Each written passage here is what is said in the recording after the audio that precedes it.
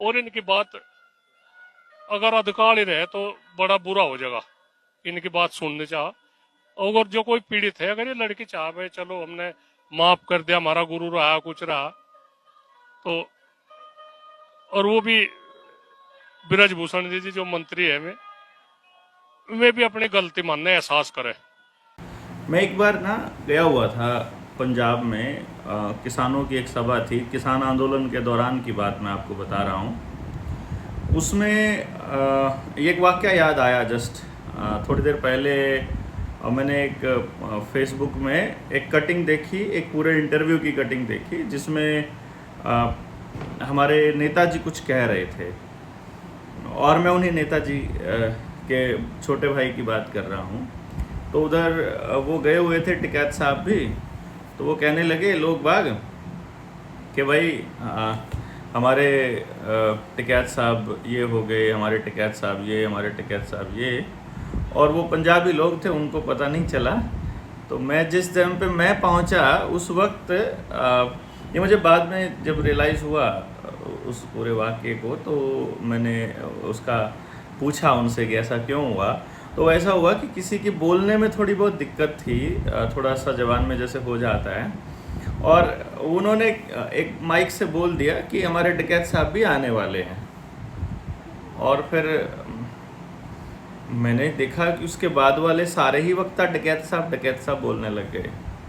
तो मैंने उनको बताया था, तब ये जो याद है कि वो टिकैत साहब नहीं है, वो टिकैत साहब है, और वो टिकैत भी नहीं है, वो टिकैत साहब है। तो वो टिकैत साहब की मैंने आज एक वीडियो देखी, बड़े वाले टिकैत साहब की, नरेश टिकैत साहब की, और वो एक बड़ी अजीब सी बात कह रहे हैं। उसकी वो टोन देख के ना मुझे बड़ा अजीब लगा कि कहीं जैसे लखीमपुर खीरी वाला धरना ख़त्म करवाया था, कहीं वैसे ही कुछ ऐसा कोई, मतलब मुझे नहीं समझ में आया क्यों। अब मैं उसे सौदेबाजी कहूँगा तो गलत हो जाएगा, अगर कोई और इल्ज़ाम लगाऊंगा तो गलत हो जाएगा, अगर कोई सरकारी दबाव की बात कहूँगा तो फिर किसानों के नेता के साथ गद्दारी हो जाएगी, अगर मैं कुछ ऐसा कहूँगा तो वो ठीक नहीं होगा। लेकिन धरने पर जो हो रहा है, जो पहलवानों के धरने पर हो रहा है, उसको ख़त्म कराने की साजिश है या योजना है, मुझे नहीं समझ में आया। और ये सरकारी भाषा कैसे बोलने लगे। 21 तारीख नज़दीक है और 21 तारीख को हमारे पहलवानों का धरना मतलब कहाँ पहुँच चुका होगा। आप देखिए आज 25वां दिन है और 21 तारीख को उसको पूरा 1 महीना होने को होगा। और इस 1 महीने की यात्रा में किस किस ने समर्थन दिया, किस किस ने विरोध किया, कौन किस एंगल से बोल रहा है, कौन किस तरीके से बोल रहा है, ये सारे के सारे बातें सामने आएंगी। मीडिया का रोल भी पता चल रहा है और लोग बाग अपने अपने विचार, अपने अपने मत दे रहे हैं। देश भर से धरने को बहुत सारा समर्थन मिल रहा है। हाँ, उन तक लोगों तक खबरें पहुंचाने में हम लोग नाकाम हो रहे हैं। सोशल मीडिया के माध्यम से काफ़ी खबरें लोगों तक पहुंच रही हैं। तो अब जो हम आपको बता रहे थे वो ये थे कि उसमें वो ऐसी भाषा बोल रहे हैं जैसे कोई सरकारी आदमी बोलता है, और जिनके ऊपर दबाव है कि उनको ब्रजभूषण की इज्जत का बहुत ख्याल है और हमारी बेटियों की इज्जत का ख्याल मुझे नज़र नहीं आ रहा। जैसे मैं आपको पहली एक क्लिप अगर आपको सुनाता हूँ उनकी। और इनकी बात अगर अधिकारी रहे तो बड़ा बुरा हो जाएगा। इनकी बात सुनने चाह, अगर जो कोई पीड़ित है, अगर ये लड़की चाह भाई चलो हमने माफ कर दिया, हमारा गुरु रहा कुछ रहा, तो और वो भी ब्रजभूषण जी जो मंत्री है वे भी अपनी गलती मानने एहसास करें। समझे आप? मतलब वो कह रहे हैं ब्रजभूषण जी जो हैं वो गलती मानने एहसास करें। यदि हम पहलवानों की बात अगर छोटी हो जाती है तो काली हो जाएगी, तो अच्छी बात नहीं होएगी। और वो कहें कि वो हमारा गुरु रहा है और गुरु होने के नाते वो उसे माफ़ कर दें। मुझे इसका मतलब समझ में नहीं आया। मतलब वो पहले खुद ही माफ़ कर दें, तो ऐसे तो इसका मतलब जिसके साथ उसने अन्याय किया है वो सभी माफ़ कर दें, या सिर्फ ये वाले खिलाड़ी माफ़ कर सकते हैं? क्योंकि अगर वो गिरफ्तार होता है पॉक्सो एक्ट में, जिसमें तय है कि उसको शर्तिया जेल होने वाली है, उसको सज़ा होने वाली है, उसकी सांसदी भी जाने वाली है, और इसलिए अब उसने जो उस पंचायत में शामिल समाज के नेता थे, अब उनको पकड़ना शुरू किया है। जिन जिनको दबाव में डाला जा सकता है, जिन जिनको कहा जा सकता है, जिन जिनके ऊपर अपना पंजा चलाया जा सकता है, उन लोगों से मिल करके उनके जरिए दबाव बनाने की शुरुआत हो गई है। एक यूपी का ही बंदा जो मायावती का अल्टरनेटिव बनकर आया था, वो भी धरने पर पहुंच चुका है, और वो भी सरकार का ही आदमी है। ये मैं आपको पहले से बता देता हूँ। सरकारों का विरोध करने का मतलब ये नहीं होता है। मैं आपको एक चीज़ बताऊँ, एक जात के नाम पर खड़े होने वाले सारे व्यक्ति स्टेट स्पॉन्सर्ड ही होते हैं। एक जात, एक धर्म, एक तबका, क्योंकि समाज के सभी तबकों के बिना समाज नहीं बनता है, और एक तबके की बात करना मतलब समाज की उपेक्षा करना, मतलब समाज की बर्बादी की तरफ ले करके जाना। तो वो एक तबके की जो भी बात कर रहा है वो समाज की बर्बादी के लिए ही खड़े हुए लोग हैं। हम पहलवानों के धरने से ये बातें नहीं बोल सकते, क्योंकि पहलवानों को सबका समर्थन चाहिए, पर चूंकि ये मेरे व्यक्तिगत विचार हैं तो मैं तो बोल सकता हूँ। तो हम जो बात कर रहे थे कि जो टिकैत साहब कह रहे हैं कि वो लड़कियां जो हैं वो माफ़ कर दें और ब्रजभूषण माफ़ी का एहसास कर ले, ये मेरी समझ से पूरी तरह से बाहर है व्यक्तिगत तौर पर। हालांकि मेरा व्यक्तिगत विचार ये भी है कि इस धरने से समाज को फिलहाल कुछ नहीं मिल रहा, क्योंकि जब हमने पहलवानों से बात करी तो पहलवानों का रुख ये था कि उनको केवल ब्रजभूषण की गिरफ्तारी से मतलब है, और उनका कोई विजन नहीं है। वो समाज को कोई दिशा नहीं देना चाहते। उनको कोई इस बात से फ़र्क नहीं पड़ता है कि और देश में कितने ज़्यादा बलात्कार के केस हो रहे हैं, क्योंकि ये ओलंपियंस हैं, इसलिए जब इनकी भी सुनवाई नहीं हो रही तो फिर हमारी कहाँ सुनवाई होगी, ये सोच करके पूरा देश इनके साथ खड़ा है। और पहलवानों ने एक बार भी मंच से या माइक से या सोशल मीडिया पर या अपने प्रेस कॉन्फ्रेंस में ये नहीं कहा है कि कोई व्यवस्था बने जिसमें कोई गलत कदम ना उठा पाए। केवल ब्रजभूषण टारगेट है। ब्रजभूषण अगर निकल गया तो उसके बाद कोई नया अगर बलात्कारी आया तो उसके लिए कब खड़े हो पाएंगे। जब यहाँ पर मैं आपको बता दूं, एक हमारे को एक कोच साहब मिले थे, एक डॉक्टर साहब मिले थे, मैं नाम नहीं बताऊंगा। उन्होंने बताया मुझे कि जब पहली बार मैंने ब्रजभूषण का मुद्दा उठाया तो उस वक्त उनकी वाइफ भी वहाँ पर प्लेयर थी, लखनऊ की बात है। और जब ब्रजभूषण के खिलाफ यौन शोषण के आरोप जब लगाए तो उनको भी निकाल दिया गया। वो वहाँ फिजियोथेरेपिस्ट थे और उनकी वाइफ को भी निकाल दिया गया। 2014 की बात है ये। 9 साल पहले इसके खिलाफ बोलना शुरू किया था, उन्होंने निकाल दिया। बाकी के बच्चे, बाकी के लोग शांत हो गए और जो बोलने की सोच रहे थे वो भूल गए। तो अभी जब ब्रजभूषण के खिलाफ अगर कार्रवाई हो जाती है तो और लड़कियां भी आएंगी। अगर और लड़कियां आएंगी तो शायद कोई ऐसा सिस्टम भी बनेगा, शायद बनेगा। लेकिन धरने से अभी ऐसा कोई ऐलान नहीं है कि समाज को ऐसा सिस्टम मिले। निर्भया केस आपको पता होगा। निर्भया केस एक तरह से कांग्रेस की सरकार को खा गया था। उन निर्भया का एक फंड अलॉट हुआ, निर्भया के नाम पर बड़ी राजनीति हुई और उसके बाद एक यौन उत्पीड़न और बलात्कार की पीड़िताओं को सहायता देने के लिए, उनके उत्थान के लिए, उनके दोबारा से वो बच सकें उसके लिए एक फंड का भी मतलब एलोकेशन हुआ। और मेरे ख्याल से वो अभी भी अनयूज्ड ही हर साल वापस चला जाता है, उसका कोई यूज़ नहीं होता है। तो यहाँ पर जो टिकैत साहब ने कहा है कि वो गुरु थे इसलिए माफ़ कर दें, मुझे उनकी इस बात पर भरपूर आपत्ति है, क्योंकि मैं ये मानकर चलता हूँ कि यदि इन पीड़ितों की जगह पर मेरी अपनी बहन होती तो क्या मैं ये सौदेबाजी कर लेता, और अगर टिकैत साहब अगर आपकी बेटी होती तो क्या आप कर लेते? मैं तो नहीं कर पाता। इसलिए मैं तो दोषी को सज़ा दिए बिना वहाँ से उठने वाली फिराक में ना होता। हम लोगों ने बहुत कोशिशें की है। हम लगभग हर उस व्यक्ति के साथ खड़े होते हैं जिसके साथ प्रशासन या दूसरा व्यक्ति कोई अन्याय कर रहा है, जहाँ हमें पता लगता है या हमें लगता है कि हमें खड़ा होना चाहिए। लेकिन हम कभी भी सौदेबाजी में यकीन नहीं करते, और ये तो एक तरह से बिल्कुल साफ साफ है। अब देखिए दूसरी क्लिप सुनिएगा हम जरा। भी नहीं चाहते जो इतना बड़ा जिम्मेदार आदमी है उस पर इतने आरोप लग रहे, तो इसमें कहीं ना कहीं एक बीच का रास्ता निकलना चाह।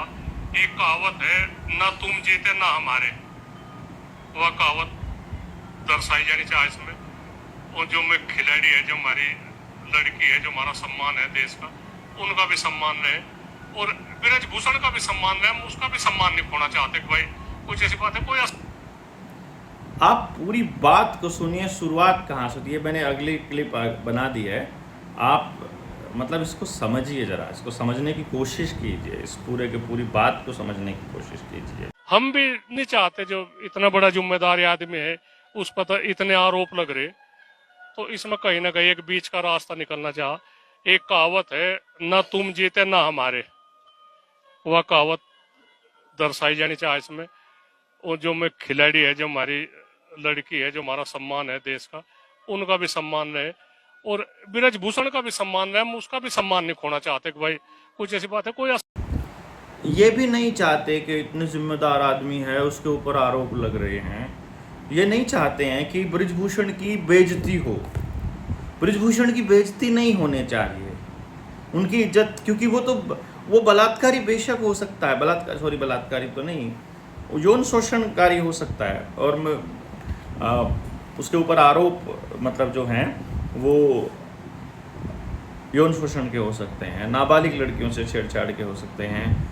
और मैं आपको एक अंदर की बात बताता हूँ। जिस वक्त सरकार की ओर से 2 नुमाइंदे, एक होम मिनिस्ट्री की तरफ से और एक स्पोर्ट्स अथॉरिटी ऑफ इंडिया की तरफ से हमारे पास कुछ लोग मिलने के लिए जब आए, तो उन्होंने एक बात कही थी कि कैसे करें, क्या करें।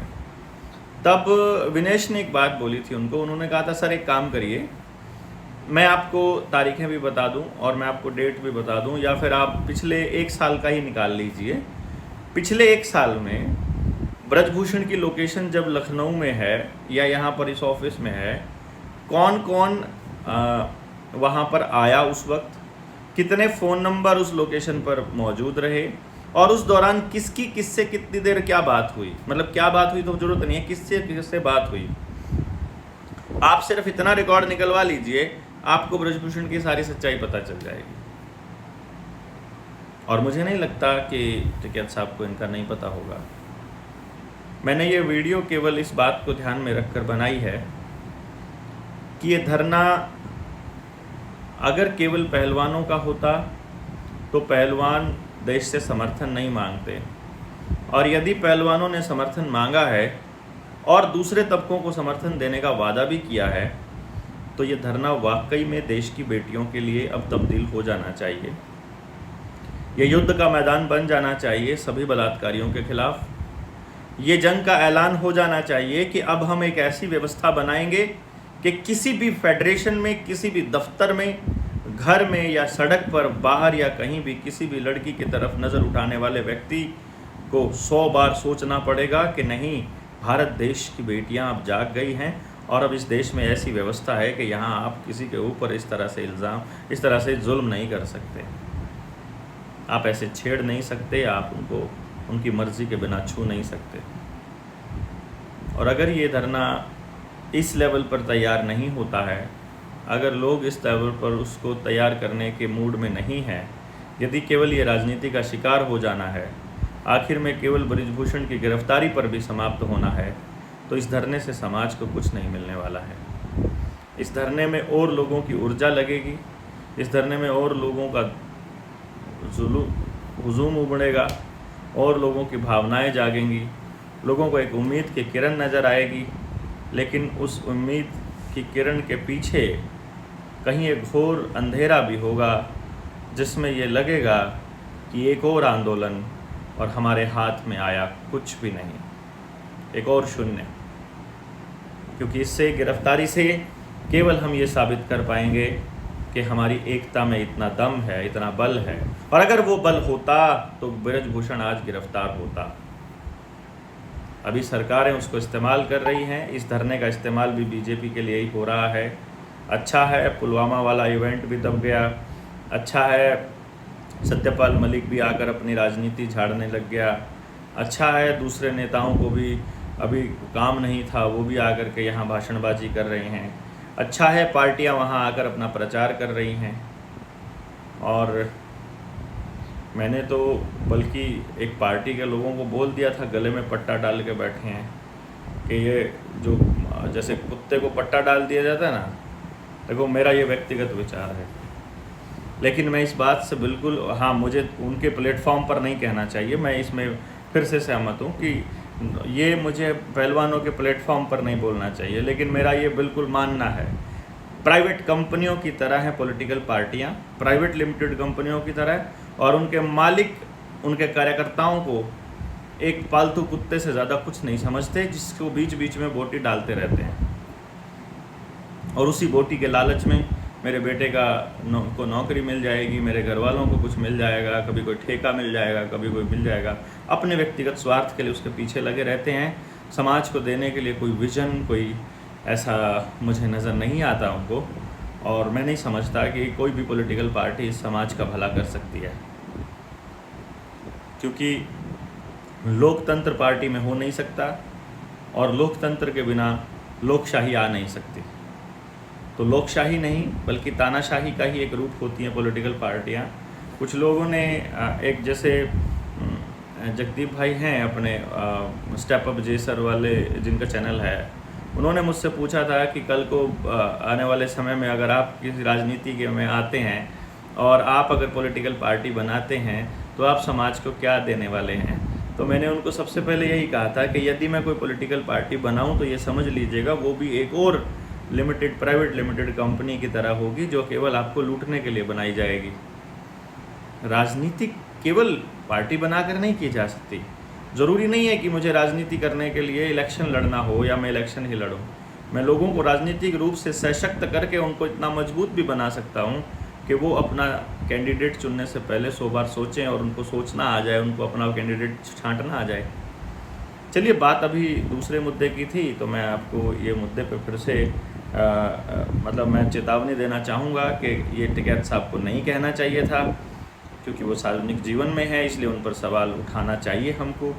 और यदि वो समझते हैं कि हम नोबडी हैं तो कोई जवाब नहीं देंगे।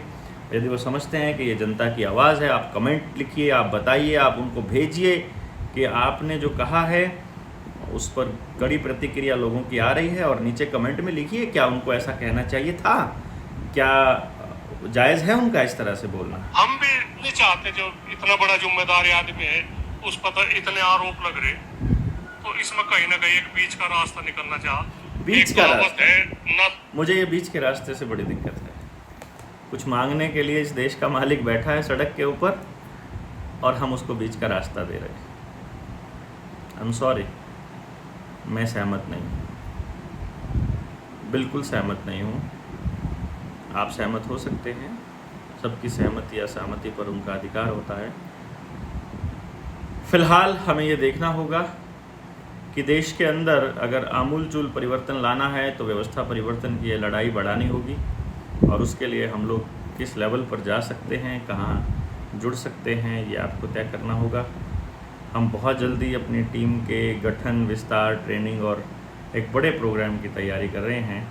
आप जुड़ना चाहते हैं तो 9518170000 पर अपना परिचय भेज दीजिए, कहाँ से बिलोंग करते हैं।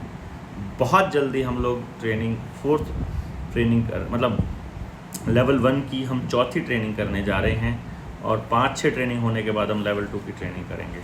तो अब धड़ाधड़ ट्रेनिंग्स, और फिर उसके बाद एक बहुत बड़ा प्रोग्राम। अब हम चाहते हैं कि हम 2-3 फ्रंट पर काम करें, एक शिक्षा के क्षेत्र में, एक खेती के क्षेत्र में, और एक शिक्षा और रोज़गार इकट्ठा होगा, और तीसरा जो पॉलिटिकल समझ डेवलप करनी है लोगों की। तो जो निडर है, निडर का शायद आपको नहीं पता है, निडर की फुल फॉर्म पर आप चैनल के ऊपर डिस्क्रिप्शन में जाएंगे, जो चैनल का जहां मैंने एक्सप्लेन किया हुआ है उसका नाम है national integration for democratic education and research. तो इस पर भी हम लोग चर्चा करने वाले हैं। जिनको राजनीतिक समझ होगी या उनको इंटरेस्ट होगा, उनको हम उस एंगल से भी ट्रेनिंग देने का काम करेंगे। अभी के लिए इतना ही।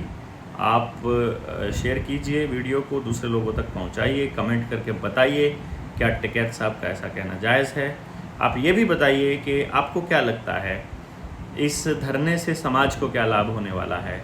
एक मज़दूर की बेटी के साथ अगर छेड़छाड़ होगी, क्या उसके लिए जब वो धरने पर बैठेगा तो क्या इतना ही भारत उठ कर के आएगा? अगर आपके बच्चे के साथ ऐसा हो जाए तो क्या ऐसे ही समाज उठ कर आएगा? और यदि नहीं तो इस व्यवस्था को बदलना ही होगा, इसको बदलना चाहिए। और नेताएं इसको नहीं बदलेंगे, अफसर इनको नहीं बदलेंगे, सेलिब्रिटीज़ इनको नहीं बदलेंगे, इसको बदलेगा आम इंसान। आप, मैं, हम सब मिल कर के, हम समाज के लोग इस व्यवस्था को बदलेंगे। इसी व्यवस्था परिवर्तन के अभियान का नाम है जनता सरकार मोर्चा। जय हिंद, जय भारत।